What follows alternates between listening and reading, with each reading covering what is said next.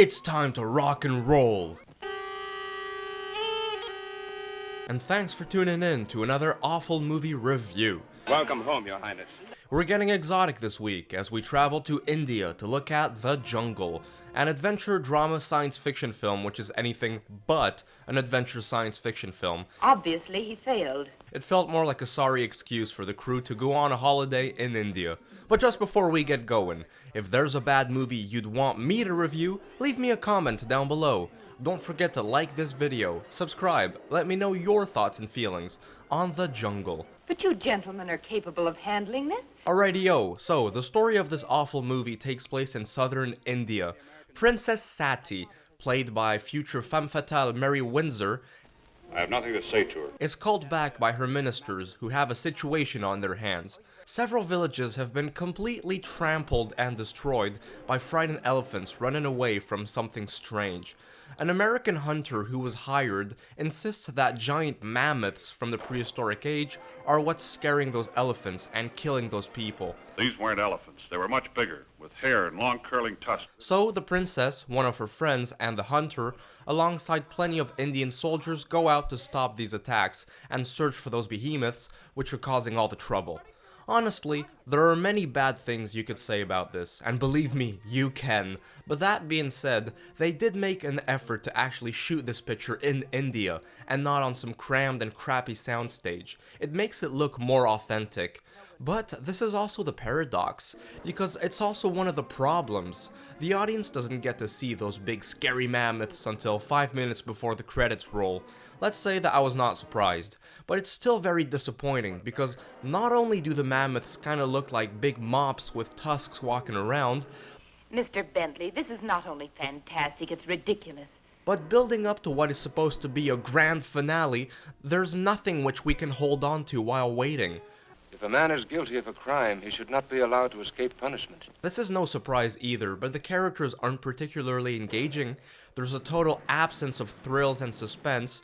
What I noticed is that the vast majority of the runtime is spent exploring the fauna and the customs of the Tamil region. For example, the soundtrack is almost composed exclusively of old Indian folk music.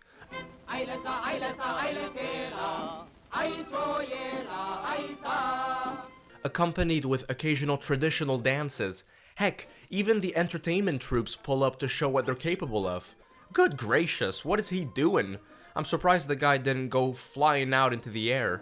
Sometimes this becomes a National Geographic's animal documentary. There's plenty to go around. The characters have lots of different animals cross their path, like tigers, snakes, Asian elephants, monkeys, bears, bats, you name it.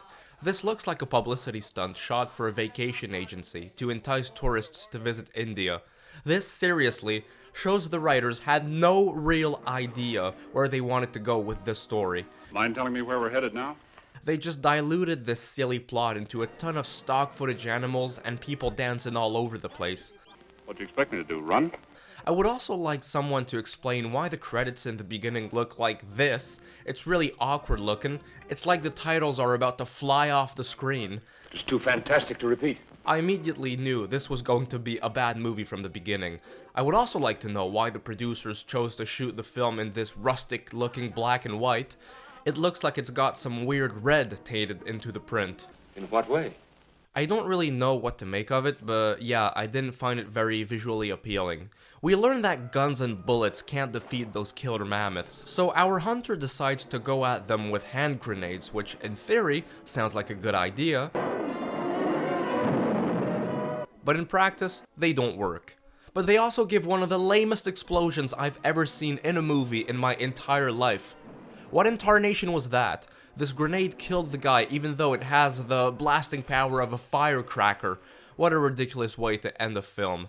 Overall, The Jungle is a pretty bad, poorly made, superficial, and frankly overlong film, even though the runtime only clocks in at 1 hour and 13 minutes. It's fine if you're interested in visiting India from the early 50s, but for an actual motion picture, which was sold to us as being a thrilling adventure experience, it's a huge flop and a shameless lie. What an awful movie.